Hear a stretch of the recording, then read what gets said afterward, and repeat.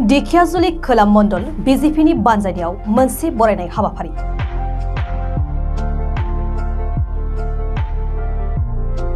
सटिया बियाबखौ बोखावनानै दिखियाजुलि बियाबाव सोसननायखौ राङापारा ओनसोलनि सुबुंफ्रा गोजोननाय फोरमायदों।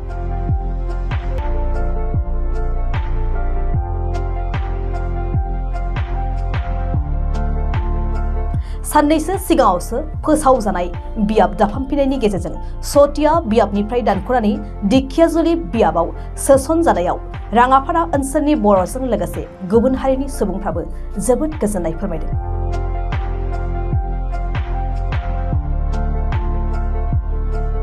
दिनै राङापारा हालामनि माइनावस्रि गेजेर आरो गोजौ फरायसालिनि गेवलां गेलेग्रा फोथाराव दिखियाजुलि खोला मण्डलनि हेफाजाबजों आरो बानजायनायाव मोनसे गेदेरथार बरायनाय हाबाफारि खुंनाय जायो।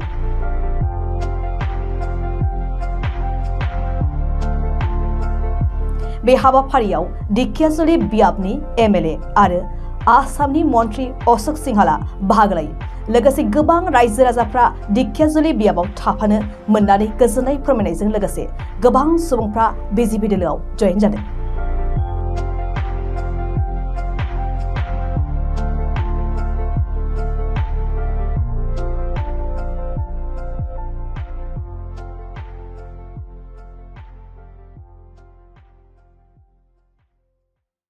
আজি ডিলিমিটেশ্যনৰ পিছত নতুনকৈ ঢেকীয়াজুলি সমষ্টিত অন্তৰ্ভুক্ত হোৱা অঞ্চলত মই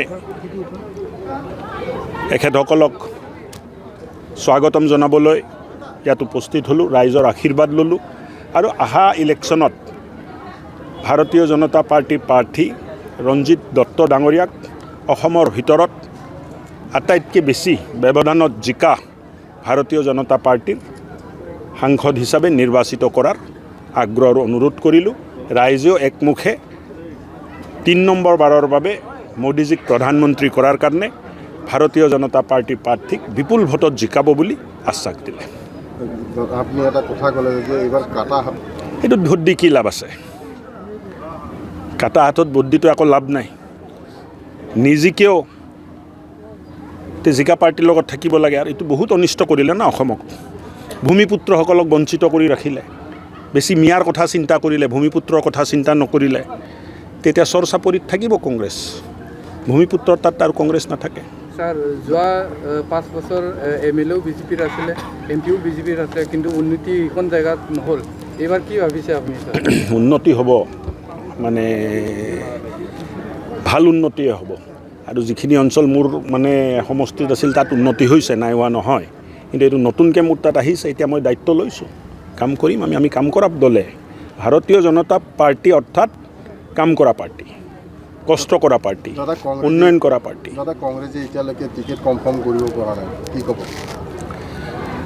এইটো কংগ্ৰেছৰ ভিতৰৰ কথা, টিকেট ফাইনেল কৰিব পাৰে নোৱাৰে। এতিয়া কোনো খেলিবলৈ ৰেডি নাই। মইতো 2 এজনক চিনি পাওঁ, মই ফোন কৰিছোঁ যে কি হ'ল, বোলে কোনো খেলিবলৈ ৰেডি নহয়। আজি এটা সিদ্ধান্ত হয় যে অমুকজন ব্যক্তিয়ে খেলিব, ৰাতিপুৱাই মানে সি কৈ দিয়ে যে মই নেখেলোঁ। এতিয়া ঘৰৰ মানুহো মানে কংগ্ৰেছৰ নেতাক মানে ইলেকশ্যন খেলিব বাধা দি আছে। কেনেকৈ প্ৰাৰ্থী ঘোষণা কৰিব? দাদা, গগৈ এতিয়া 1 গগৈ পলাইছে ডিব্ৰুগড়ৰ পৰা লখিমপুৰ, আৰু 1 গগৈৰ এতিয়ালৈকে টিকেট কনফাৰ্ম হোৱা নাই। নগাঁৱত খেলিব নে যোৰহাটত খেলিব? এই ক্ষেত্ৰত কি ক'ব দাদা?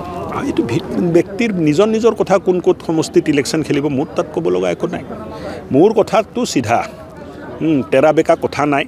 কোন কি কৰিছে, কি নাই কৰা, কংগ্ৰেছ কি কৰিছে। আমাৰ কথা হ'ল ভাৰতীয় জনতা পাৰ্টী যোৱা 10 বছৰ মোদীজীৰ নেতৃত্বত যিটো কাম হৈছে, এই কামৰ খতিয়ান ৰাইজক আমি দিছোঁ। আৰু অহা দিনবোৰত আমি কি কৰিম তাৰ সংকল্প আমি ৰাইজক দিছোঁ, আৰু ৰাইজ খুচ আছে আৰু আমাক জিকাব। এতিয়া আমি ভাল কামত লাগি আছোঁ। তাত কোন ক'ত যায়, ক'ত আহে, কংগ্ৰেছে প্ৰাৰ্থী দিছে নাই দিয়া, এইবিলাকত আমাৰ টেনশ্যন নাই। আমাৰ প্ৰাৰ্থী অসমৰ ভিতৰত আটাইতকৈ বেছি ভোটত জিকিব লাগে, শোণিতপুৰ তেজপুৰৰ লোকসভা প্ৰাৰ্থী। এইটো আমাৰ চিন্তাত আছে, তাৰ কাৰণে আমি কাম কৰি আছোঁ। ডিব্ৰুগড়ৰ পাৰ্টীৰ মানুহে ডিব্ৰুগড়ক বেছি ব্যৱধানত জিকাব লাগে বুলি কাম চলি আছে। এতিয়া কম্পিটিশ্যনটো কংগ্ৰেছৰ লগত নাই নহয়। এতিয়া 12টা সমষ্টিত কম্পিটিশ্যন চলি আছে যে কোন কিমান ভোটত জিকাই পঠাব। জিকাটো লৈ মানে মানুহে টেনশ্যন কৰা নাই, কোন কিমান ভোটত জিকা পঠাব পাৰে তাৰ কাৰণে টেনশ্যন চলি আছে। আমাৰ মন্ত্ৰীৰ মাজতো কথা হয়, তে মইতো কৈছোঁ মই চবচে বেছি ভোটত জিকাই পঠাম এতিয়া বিমল বৰা ডাঙৰীয়া কৈছে মই চবচে বেছি ভোটত জিকাই পঠাম তে আমাৰ নিজৰ মাজতে কম্পিটিশ্যন এতিয়া যে কোন বেছি ভোটত জিকাব পাৰে বুজি পালে আমি তাক লৈ ব্যস্ত কংগ্ৰেছৰ প্ৰাৰ্থী কোন ক'ত যাব কোন ক'ত আহিব এইবিলাক চিন্তা কৰা প্ৰয়োজনো নাই আৰু দৰকাৰো নাই হ'ব শোণিতপুৰত দেখিবলৈ পোৱা গৈছে কংগ্ৰেছেও প্ৰাৰ্থী দিছে আনফালে আপেও প্ৰাৰ্থী দিছে দিয়ক না বাবা জোটবন্ধনটো জোটবন্ধ হ'ল নেকি হা নাই নাই এখন জোটবন্ধন হোৱা নাই প্ৰব্লেমটো কি যে কোনো কাকো বিশ্বাস নকৰে কোনো কাকো বিশ্বাস নকৰে কংগ্ৰেছে ইয়াক বিশ্বাস নকৰে কি নাম এই আপক বিশ্বাস নকৰে আপে কংগ্ৰেছক বিশ্বাস নকৰে এই নিজৰ মাজত যদি বিশ্বাস কৰি এটা কেণ্ডিডেট দিব নোৱাৰে তে কেনেকৈ দল সংগঠন আৰু চৰকাৰ চলাব কেনেকৈ দেশখন চলাব এইটো মোক বুজাই দিয়কচোন ৰাইজক কেনেকৈ বিশ্বাসত ল'ব গতিকে জোটবন্ধনটো জোটবন্ধ হৈছে নেকি যি বন্ধনে হওক একো নাই এইটো মানে গোটবন্ধনা নাই জোটবন্ধনো নাই এইটো ঠগ দগাবাজবিলাকৰ বন্ধন এটা বুজি পালে হ'ব